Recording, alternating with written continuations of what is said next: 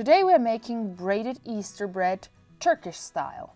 They are not only great at Easter but all year around. Mind you, with this recipe you'll get 3 of these braids, as we usually eat one fresh and put the other 2 in the freezer. Or you can give them to guests or family, up to you.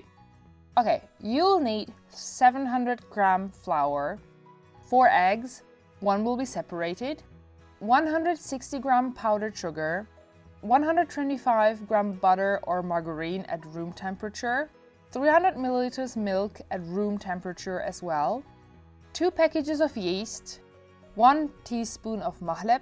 If you don't have this, it is not a big deal, but it does give the whole bread that certain something, if you know what I mean. Hazelnuts or almonds on top, and if you like them, raisins. Lots of raisins. Lots of raisins. I love them. First pour the yeast, sugar and mahleb into the flour and mix that a bit. Add your 3 eggs and 1 egg white into the bowl. You'll use the yolk for the top. Now toss in the butter and milk as well and start kneading. I like gradually adding the flour, but you don't need to. It seems easier, but I have the feeling that I'm just making it harder for myself. Like with all kinds of yeast doughs, you gotta knead the hell out of them until you get a non-sticky dough like here. If you love raisins, you can add them at the very end. If not, hey, lucky you! You don't need to knead anymore. When that's done, cover your dough with a wet cloth and let it rest in a warm place for at least 30 minutes. If everything went right, the dough will have risen like this. Like I said in the beginning of the video, we are making 3 braids here, or 1 huge one if you want to, of course.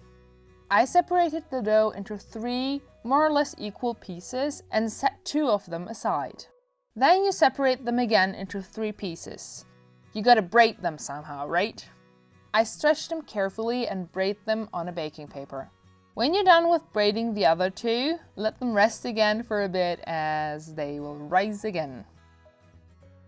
After about 20 minutes, you can whisk your yolk a bit and spread it onto the braids. After that, you sprinkle the hazelnuts carefully onto them as well. Bake these yummies at 180 degrees Celsius for about 25 minutes. But please, know your oven. If 180 degrees is too hot for your situation, bake them at 170. I don't want anyone to burn anything. Now you can enjoy a super fluffy braided Easter bread. Like I've mentioned at the beginning of the video, you can freeze these and once it has thawed out, it tastes just as good. It saves a lot of work when you know that you get some people over or you just want to snack on something that isn't store-bought. My mom and I are really curious how your bread will turn out. Please tag us on Twitter or email us at tastyescapes@zoho.com. As usual, all the information for this recipe is in the description below, along with different measurements like imperial or metric, and even some tips. If you have enjoyed this video, you might like our other recipes as well.